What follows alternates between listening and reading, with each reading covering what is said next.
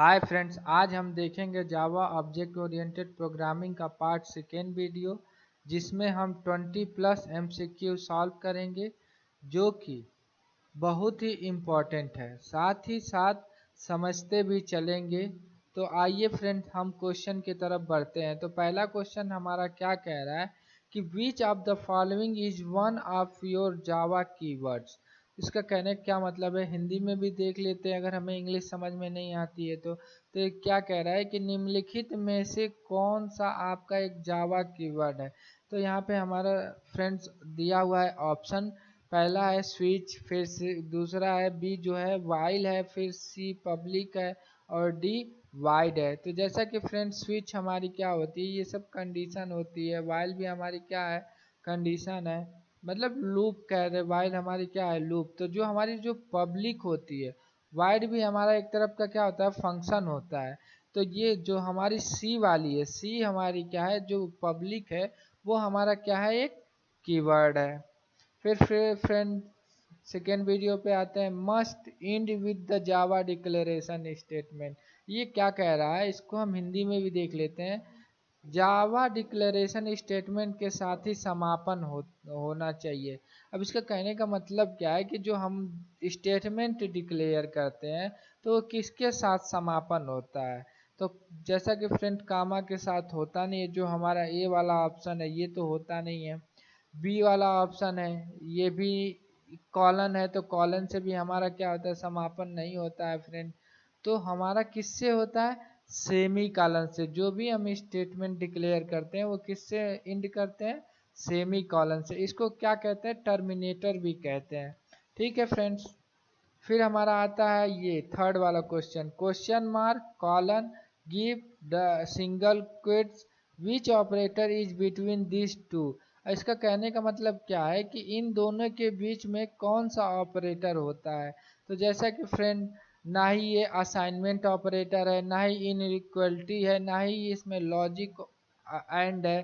तो ये कौन सा फ्रेंड है, जहाँ पे भी क्वेश्चन मार्क आता है तो कौन सा होता है, कंडीशनल ऑपरेटर। कौन सा आता है, इसका क्या सही होगा आंसर, ए वाला, कंडीशनल ऑपरेटर। कंडीशनल ऑपरेटर में हम क्या करते हैं, कोई भी चीज़ को चेक करते हैं। ठीक है फ्रेंड। अब हम आते हैं फोर्थ क्वेश्चन पे। फोर्थ क्वेश्चन हमारा क्या कह रहा है, what is the visibility modifier of Java. अब देखिए, हमें अगर इंग्लिश समझ नहीं आ रही है तो हिंदी में भी पढ़ सकते हैं। जावा की विजिबिलिटी मॉडिफायर क्या है। विजिबिलिटी मिस, जैसा कि फ्रेंड हम विजिबिलिटी मिस होता क्या है, इस मीन को हम समझते हैं। विजिबिलिटी में मतलब दिखाई देना। तो हमें किस किस चीज़ से, अगर हम किस किस कीवर्ड का यूज करके हम विजिबिलिटी मॉडिफायर को यूज करते हैं, तो पब्लिक का भी यूज करते हैं, प्राइवेट का भी यूज करते हैं, प्रोटेक्टेड का भी यूज करते हैं। तो ये हमारा कौन सा आंसर सही हो जाएगा, डी वाला, ऑल ऑफ दिस। इन तीनों को हम क्या करते हैं, यूज करके हम विजिबिलिटी मॉडिफायर यूज कर सकते हैं। फिर हमारा आता है next fifth question, which of the following is the type of polymorphism in Java. जैसा कि फ्रेंड्स इसमें दिया गया है, हिंदी में ही पढ़ लेते हैं कि निम्नलिखित में से कौन सा जावा में एक प्रकार का पॉलीमॉर्फिज्म है। कि फ्रेंड्स हमें क्या है कि सबसे पहले हमें क्या, हमें उप्स के बारे में जानकारी होनी चाहिए, क्योंकि उप्स के बारे में हमारा जो हमारा सब्जेक्ट का नाम ही है वो जावा ओरिएंटेड प्रोग्रामिंग लैंग्वेज है। तो ओरिएंटेड प्रोग्रामिंग में क्या होता है, उप्स ही होता है। तो उप्स में हमारा कौन कौन सा कॉन्सेप्ट आता है, जैसे कि पॉलीमॉर्फिज्म हो गया, इनकैप्सुलेशन हो गया, क्लास, ऑब्जेक्ट, हमारे कितने होते हैं, 7 होते हैं। ठीक है फ्रेंड। तो यहाँ हमें फ्रेंड जानना जरूरी है कि पॉलीमॉर्फिज्म क्या होता है। तो पॉलीमॉर्फिज्म जैसा कि फ्रेंड्स आप लोगों ने पढ़ा भी होगा कि किसी एक कार्य को हम विभिन्न तरीके से कर सकते हैं, उसे हम क्या कहते हैं, पॉलीमॉर्फिज्म कहते हैं। जैसे मान लीजिए कोई एक काम है, उसे हम किसी दो अलग अलग तरीके से कर सकते हैं, तो उसे हम क्या कहते हैं, पॉलीमॉर्फिज्म कहते हैं। तो इसमें क्वेश्चन पूछा क्या गया है, निम्नलिखित में से कौन सा जावा में एक ऐसा प्रकार है जिसमें पॉलीमॉर्फिज्म है।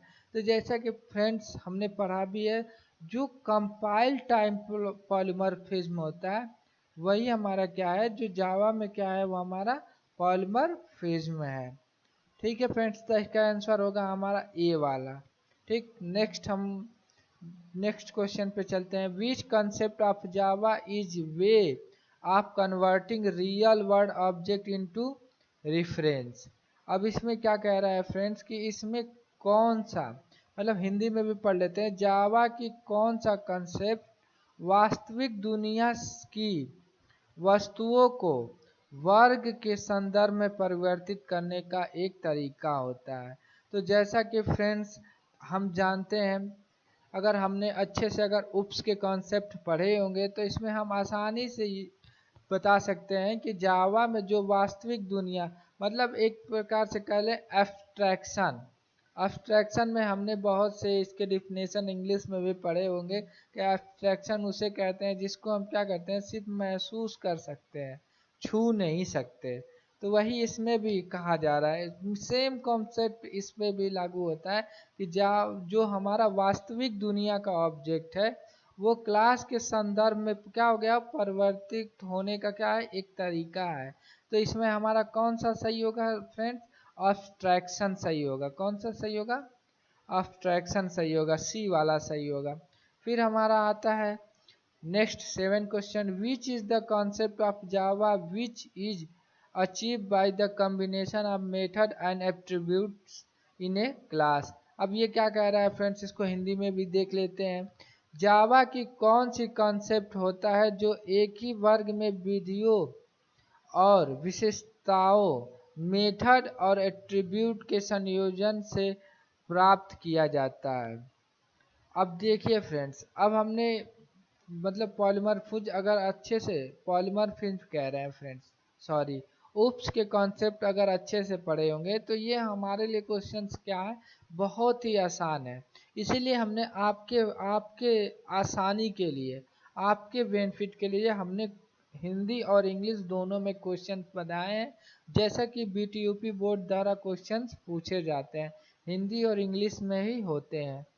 ठीक है फ्रेंड्स, तो कुछ ऐसे इंग्लिश के वर्ड होते हैं जो हमें समझ में नहीं आता है, इसीलिए क्या कहते हैं कि दोनों तरीक़ों का हमने यूज किया है, इंग्लिश और हिंदी का भी। तो देखिए फ्रेंड्स क्या होता है, ये क्या कह रहा है कि जावा की कौन सी कॉन्सेप्ट होता है, वो कौन सा कॉन्सेप्ट है जो कि एक वर्ग में विधियों को, मेथड और ऑब्जेक्ट को संयोजन करता है। कि जैसा कि फ्रेंड्स हम इनकैप्सुलेशन को हम समझ सकते हैं, जैसा कि हमारा कैप्सूल आपने भी देखा होगा कि जो हमें डॉक्टर कैप्सूल प्रोवाइड करते हैं उसमें क्या होता है, बहुत सारे मतलब जो केमिकल उसके अंदर होता है। कैप्सूल एक प्रकार का हमें क्या मतलब, हमें कैप्सूल आप सभी ने भी देखा होगा कि उसके अंदर कुछ के अगर हम उसको तोड़ते हैं तो उसके अंदर से केमिकल निकलते हैं। तो वो क्या होता है, उसमें बहुत से मिनरल्स, विटामिन्स जो हमारे लिए यूजफुल होते हैं उसमें क्या होता है, कलेक्ट होते हैं। तो ऐसे ये भी कह रहा है कि जो मेथड और एट्रीब्यूट का क्या होता है, संयोजन, मतलब हमें क्वेश्चन से ही पता चल जा रहा है कि किस मतलब संयोजन। तो जो हमारा कैप्सूल होता है उसमें क्या होता है, सब कुछ इकट्ठा होता है और एक को क्या कहलाता है, कैप्सूल कहलाता है। वैसे इसमें बहुत सारे मेथड और एट्रीब्यूट को यूज करते हैं एक ही साथ, तो वो किस में होगा, एक ही उसका एक ही सिर्फ कॉन्सेप्ट बताना है, तो किस वर्ग में वो विभाजित होगा, कैप्सूल में। तो क्या हो जाएगा हमारा ए वाला आंसर, इनकैप्सुलेशन। ठीक है फ्रेंड्स, अब हम आते हैं नेक्स्ट क्वेश्चन पे, 8 वाले question, which of the following your web browser use just in time compiler. ये हमारा क्या है, मोस्ट इंपॉर्टेंट क्वेश्चन है कि निम्नलिखित में आप कौन सा वेब ब्राउजर कंपाइलर का उपयोग करते हैं। जैसे कि हम जस्ट इन टाइम, हमने इससे पहले वाले वीडियो में पढ़ा था कि जस्ट इन टाइम क्या होता है। तो इसमें हम मान लीजिए इसको हम जब कंपाइल कराते हैं तो इसका कौन सा हम वेब ब्राउजर यूज करते हैं, इसमें हम किसका यूज करते हैं, इंटरनेट एक्सप्लोरर का यूज करते हैं। ठीक है फ्रेंड्स, अब हम नेक्स्ट क्वेश्चन पे आते हैं, 9th क्वेश्चन पे, in an object oriented programming. इसमें से कौन सा ऑब्जेक्ट ओरिएंटेड प्रोग्रामिंग है फ्रेंड्स, हमारा मोस्ट इंपॉर्टेंट ऑब्जेक्ट उप्स के कॉन्सेप्ट, जो कि ऑब्जेक्ट ओरिएंटेड। इससे हम रिक्वेस्ट करेंगे कि आप लोग एकदम अच्छे से पढ़ लेना, क्योंकि इसी से बेस्ट आपके क्या होंगे, क्वेश्चंस आएंगे।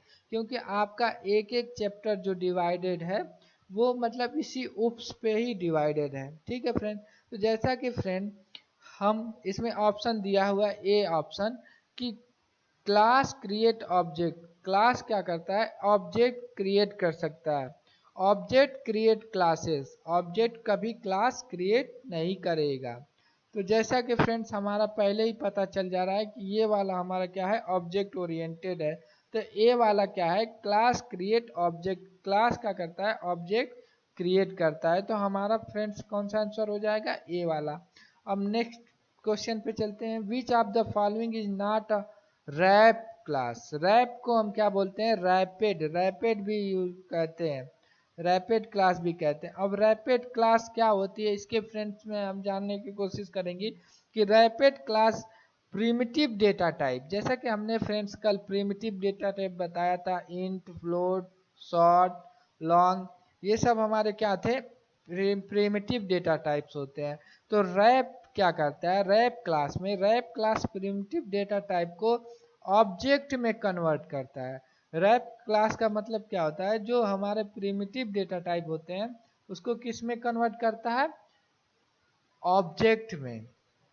ठीक है फ्रेंड, तो क्या होता है कि प्रिमिटिव में से इसमें से कौन सा, तो बाइट होगा नहीं, डबल होगा नहीं, शॉर्ट होगा नहीं, ये क्या होता है, रैंडम होता है। क्या होता है, रैंडम। ठीक है फ्रेंड्स, तो इसका आंसर क्या हो जाएगा, ए वाला। ठीक है, नेक्स्ट क्वेश्चन पे आते हैं, control flow which is not use in Java. मतलब इसमें कहने का मतलब क्या है कि कंट्रोल फ्लो जो कि जावा में उपयोग नहीं किया जाता है। कौन सा नहीं उपयोग किया जाता है जावा में, ब्रेक का यूज हम करते हैं, कंटिन्यू का भी यूज करते हैं, नॉन ऑफ दिस का तो कोई सवाल ही नहीं है, क्योंकि क्या है, जो हमारा गो टू है उसको हम क्या करते हैं, जावा में यूज नहीं करते हैं कंट्रोल फ्लो में। ठीक है फ्रेंड्स, अब हमारा आता है जावा वेरिएबल इज आर। मतलब इसका क्या कहने का मतलब है कि जावा का वेरिएबल क्या है, तो देखिए इंस्टेंस वेरिएबल भी होता है, क्लास वेरिएबल भी होता है, लोकल वेरिएबल भी होता है। तो जावा वेरिएबल क्या होते हैं, ये सारे होते हैं। तो इसका आंसर क्या हो जाएगा, डी वाला, ऑल ऑफ दिस। फिर हम आते हैं नेक्स्ट क्वेश्चन पे, जो हमारा 13 वाला क्वेश्चन है, ए पैकेज है जे कलेक्शन। पैकेज क्या है, कलेक्शन है किसका, ए पैकेज इस पैकेज का एक संग्रह, संग्रह कलेक्शन को ही कहते हैं, होता है किसका किसका होता है।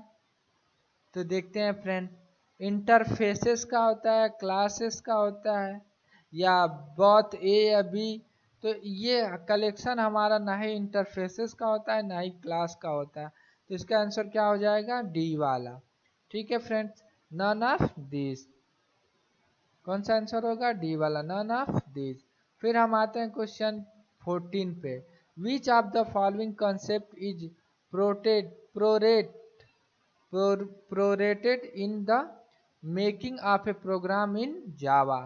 क्या कह रहा है कि जावा के प्रोग्राम के निर्माण में निम्नलिखित में से किस आधार, मतलब किस कंसेप्ट को शामिल, प्रोरेटेड मीन्स क्या होता है, शामिल किया गया है। तो कौन सा किया गया है, जैसा कि हमें पता है इनकैप्सुलेशन को भी यूज किया जाता है, इनहेरिटेंस को भी यूज किया जाता है, पॉलीमॉर्फिज्म को भी यूज किया जाता है। तो इसका आंसर क्या हो जाएगा, डी वाला, ऑल ऑफ दिस, जिसमें हम क्या करते हैं, तीनों का यूज करते हैं। ठीक है फ्रेंड, अब नेक्स्ट क्वेश्चन आते हैं, हम 15 क्वेश्चन क्या कह रहा है इससे भी समझते हैं। तो देखिए क्या कह रहा है, विच of the following arithmetic operator can be and operand. मतलब कहने का क्या मतलब है कि निम्नलिखित में से कौन सा अंगगणितीय ऑपरेटर और ऑपरेंड हो सकते हैं। तो कौन कौन से हो सकते हैं फ्रेंड, न्यूमेरिक हो सकता है, ये तो हमें पता है, बूलियन, बूलियन तो होता नहीं है, कैरेक्टर भी हो सकता है। तो हमारा फ्रेंड्स क्या होगा, मान लीजिए अर्थमेटिक ऑपरेटर क्या होते हैं, जैसे प्लस, माइनस, डिवाइड, मॉड्यूलेशन। तो हम न्यूमेरिक वैल्यू का भी यूज करके हम दो नंबर को जोड़ सकते हैं, कैरेक्टर का भी यूज करके हम क्या करते हैं, दो नंबर को जोड़ सकते हैं। तो इसमें हम अर्थमेटिक ऑपरेटर क्या करा सकते हैं, परफॉर्म करा सकते हैं। तो इसका आंसर क्या हो जाएगा, डी वाला, डी वाला हमारा क्या होगा, करेक्ट आंसर होगा। ठीक है फ्रेंड, डी वाला हमारा क्या होगा, डी वाला हमारा होगा करेक्ट आंसर। ठीक, फिर हम आते हैं नेक्स्ट 16 क्वेश्चन पे। The modulo operator is applied to which of the following. Modulo operator को क्या कहते हैं? मापक ऑपरेटर को कहते हैं। ठीक है, इनमें से किस पर लागू होता है? तो आइए देखते हैं किस पे लागू होता है। हमारे चार ऑप्शंस हैं। पहला हमारा है इंटीजर्स है, दूसरा हमारा क्या है? फ्लोटिंग है। तो अब जैसा कि फ्रेंड हम इंटीजर में भी मॉड्यूल का यूज करते हैं, मॉड्यूलो ऑपरेटर का, और फ्लोटिंग में भी यूज करते हैं, तो इसका आंसर क्या हो जाएगा? सी वाला। बोथ इंटीजर और फ्लोटिंग में, दोनों में हम क्या करते हैं? यूज करते हैं। फिर हमारा नेक्स्ट क्वेश्चन आता है 17 question. By what number does the decrement operator subtract the value of the variable. इसका कहने का मतलब क्या है कि जो डिक्रीमेंट ऑपरेटर होता है वह वेरिएबल के मान को किस संख्या से घटाता है। तो जैसा कि फ्रेंड्स हम जानते हैं कि डिक्रीमेंट ऑपरेटर क्या होता है? एक ही संख्या को घटाता है। ठीक है फ्रेंड, तो जो हम अगर मान लीजिए किसी वेरिएबल पर हम डिक्रीमेंट ऑपरेटर लगा दिए तो कौन सा बाय डिफॉल्ट वैल्यू डिक्रीज करेगा? 1 डिक्रीज करेगा। ठीक है फ्रेंड्स, तो इसका आंसर क्या हो जाएगा? ए वाला। फिर हमारा नेक्स्ट टॉपिक आता है, जो क्वेश्चन है हमारा 18 वाला। Which of these operator bitwise operator does not bitwise operator. इसका कहने का मतलब क्या है कि हिंदी में भी देख लेते हैं कि इनमें से कौन सा ऑपरेटर बिटवाइज ऑपरेटर नहीं है, नहीं होता है। तो जैसा कि फ्रेंड्स एंड भी होता है हमारा bitwise operator, and equal to भी होता है बिटवाइज ऑपरेटर, ये हमारा क्या है? नॉट, नहीं, ये और ऑपरेटर है। और ऑपरेटर एंड इक्वल टू ये भी क्या है? हमारा बिटवाइज ऑपरेटर है। बट फ्रेंड जो हमारा ग्रेटर देन इक्वल टू का साइन है, ये हमारा क्या है? बिटवाइज ऑपरेटर नहीं है। तो इसमें कौन सा सही हो जाएगा? डी वाला। डी वाला हमारा क्या है? Bitwise operator. डी वाला हमारा क्या है? बिटवाइज ऑपरेटर नहीं है। ठीक है फ्रेंड, इसका आंसर क्या होगा? डी वाला। नेक्स्ट क्वेश्चन में हम आते हैं। How many labels in Java provide data hiding. अब इसमें फ्रेंड्स क्वेश्चन क्या कह रहा है कि जावा में कितने लेबल का डेटा हाइडिंग प्रोवाइड करती है। तो जैसा कि फ्रेंड हम आपकी जानकारी के लिए बता दें कि जावा में जो होता है डेटा हाइडिंग प्रोवाइड करने के लिए 3 लेबल होते हैं।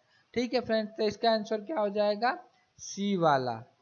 ठीक है, तो ये सी वाला कितने होते हैं? 3 लेबल।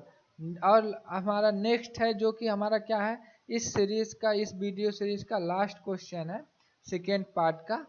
तो क्या पूछ रहा है? What is encapsulation. जैसा कि फ्रेंड हमने अभी इससे पहले हमने आपको अच्छे से डिफाइन किया था, एग्जाम्पल भी दिया था कैप्सूल का। तो वही हमारा फ्रेंड लास्ट क्वेश्चन है कि इनकैप्सुलेशन क्या होता है। तो हमें इसमें कुछ स्टेटमेंट दिए गए हैं जिसको हमें पढ़ के बताना है कि जो हमारा कौन सा इनकैप्सुलेशन होता है। तो जैसा कि फ्रेंड इस ए वाला ऑप्शन दे रहा है कि encapsulation is also called a data hiding. ये तो हमारी बिल्कुल बात सही है कि हम इस इनकैप्सुलेशन को क्या कहते हैं? डेटा हाइडिंग भी कहते हैं। ये क्या कहते हैं? डेटा को छुपाता है। Encapsulation you declare A private variable. ये भी बात सही है कि इनकैप्सुलेशन क्या होता है? वो प्राइवेट वेरिएबल डिक्लेयर करता है। And let's access them through the public method. ये भी 100% बात सही है। ये किससे वैल्यू को लेता है? पब्लिक मेथड से लेता है। तो ये हमारा जहाँ तक लग रहा है कि ए वाला क्या है? हमारा सही आंसर है। ठीक है फ्रेंड्स, क्योंकि इसमें जो भी स्टेटमेंट लिखे गए हैं ये क्या है? बिल्कुल सही है। बी वाले को भी पढ़ लेते हैं। Encapsulation is also called the data loss. ये तो बिल्कुल गलत है, ये डेटा लॉस ही नहीं करता है, इसको तो हमें ऐसे ही पता चल गया। थर्ड वाला भी पता कर लेते हैं। Encapsulation is also called the data hiding. ये तो बात सही है, हमारी डेटा क्या है? हमारी हाइडिंग करती है। Encapsulation you declare public variable. ये हमारी क्या है? गलत है। पब्लिक वेरिएबल नहीं डिक्लेयर करती है। कौन सा डिक्लेयर करती है? Private variable. ठीक है फ्रेंड्स, तो इसका हमें आंसर पता चल गया ए। ठीक है फ्रेंड्स, आज के लिए इतना ही। थैंक्स।